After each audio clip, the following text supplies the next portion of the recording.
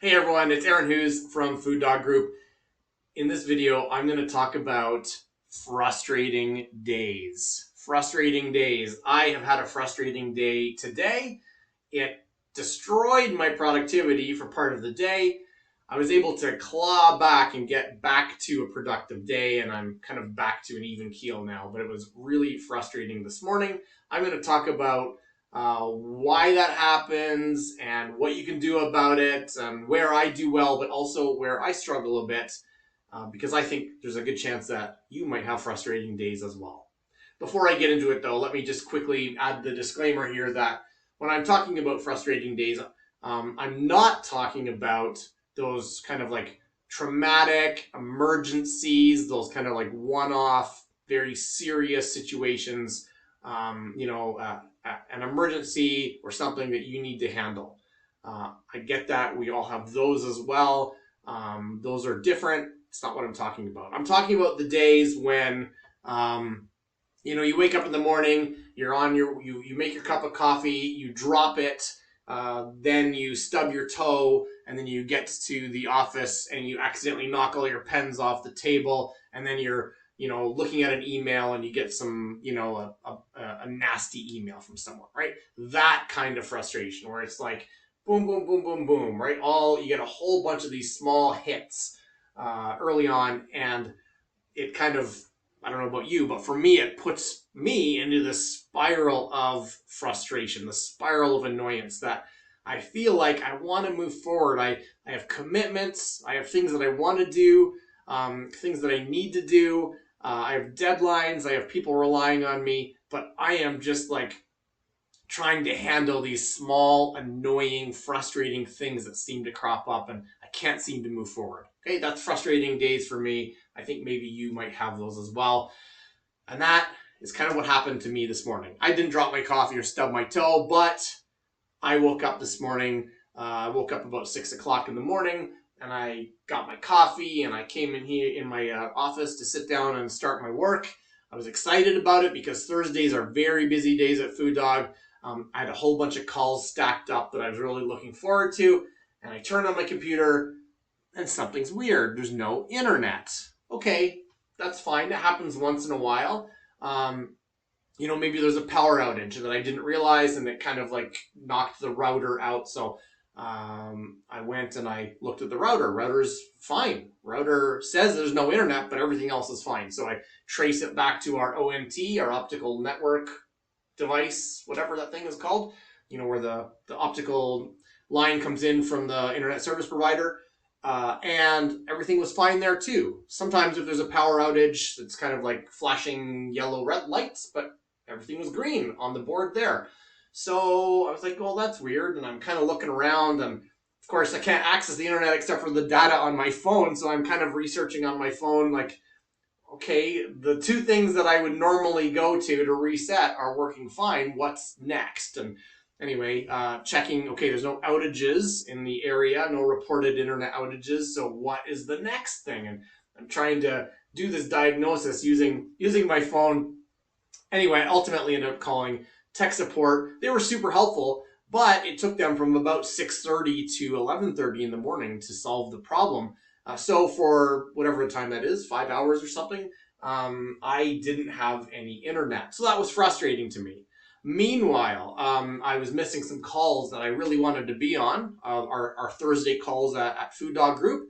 I was excited about them, and we have a regularly scheduled call, and then we had a special call right after. I was really looking forward to both of those. I couldn't be on them. Meanwhile, I was trying to still run the team just using my phone, which isn't bad, but I had some big files that I didn't want to burn up all my data downloading these big files.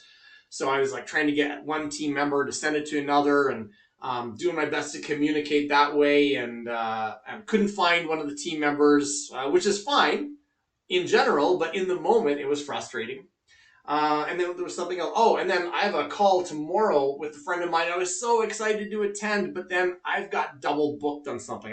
There's another call just before it that's going extra long, and so I had to cancel this call with my friend. And so there's all these things that was happening. I was super frustrated.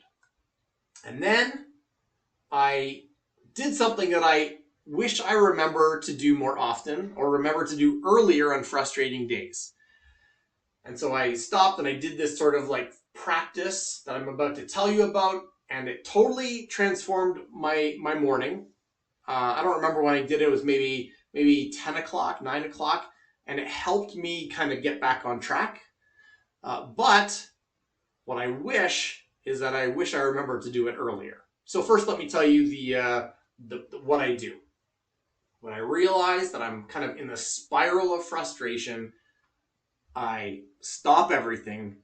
I drink a whole bunch of water. I think that's step one, because I think the world is dehydrated, and I think when you have like a hydrated brain, you can think more clearly. It kind of elevates your mood, or at least it does for me. So step one is drink more water. Okay, step two is look at the frustration and realize that it's not one frustration. There's a good chance that it's probably a whole bunch of tiny things that have stacked up, right? It's not one frustration. Often those really, really one singular traumatic events that I said don't count, those emergencies, yeah, that's one thing that you have to deal with, and that's not really the scope of what I'm talking about. I'm talking about the spill your coffee and stub your toe days. That's these tiny little frustrations that like gather together and create one massive spiral of frustration, of emotional frustration and anger, and this feeling that you can't move forward. So step one is drink water. Step two is to break apart the frustration and understand that there's several different ones. Okay. Step three is to realize only what you can control, to understand only what you can control. So we want to, or let me say this, you can only control a few things, right? You can only control like your actions, your reactions, and your perceptions, right? That's really the only things you can control. I want to be able to control the internet so that I can kind of just flick a switch and get it moving again. I want to control the tech support people so that they move faster than the 5 hours it takes them to solve the problem. I want to control my ability to get on those calls. I want to control my ability to not have this overlapping call, to have to schedule, to cancel the one I was really excited about.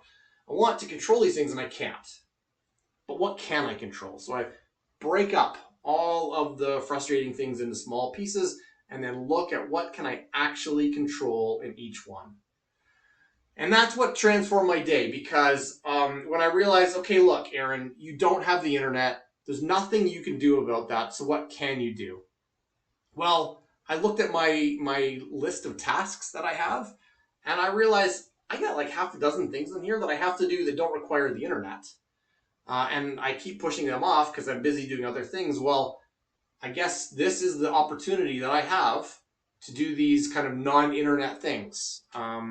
So I did those. And then I looked at, well, what else can I control? Look, I can't do much about sending this file to someone, but I can reach out to this person, and I can get it done kind of this way. And so I was able to do that. And so in doing that, in like drinking some water, breaking out the frustrations into tiny pieces, and then looking at what I can control, I was actually able to transform what was a very frustrating morning into a very productive morning, just by doing those three things. So I hope you take that away as something that you can do as well. Like drink a whole bunch of water, break out that frustration feeling into these smaller components, because it's almost always going to be smaller components, and then look at what you can control, and unfortunately just accept that you can't control everything, but you can control actually a lot in those situations.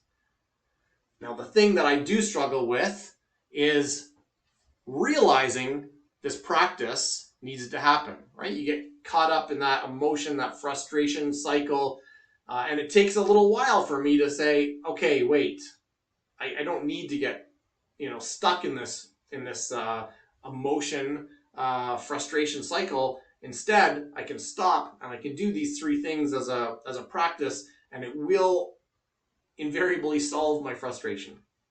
So that's the part I have to work on. Is how do I realize it earlier? How do I trigger that shift earlier so that I can do this practice? Because I know it works. It always works. And once I do it, it changes everything. So that's the part that I still need to work on. But when I remember to do it, which I did this morning, I did remember partway through my frustrating morning, it did change everything, and I was able to turn around my day. So I hope that if you have a frustrating day at some point too, that you'll hopefully remember this video, and you'll remember to drink a whole bunch of water, break out that one feeling of frustration into the small components, and then look at what you can control, because I think you may discover that there is actually a lot that you can do to make your frustrating day a lot more productive. All right, everyone, have an amazing day.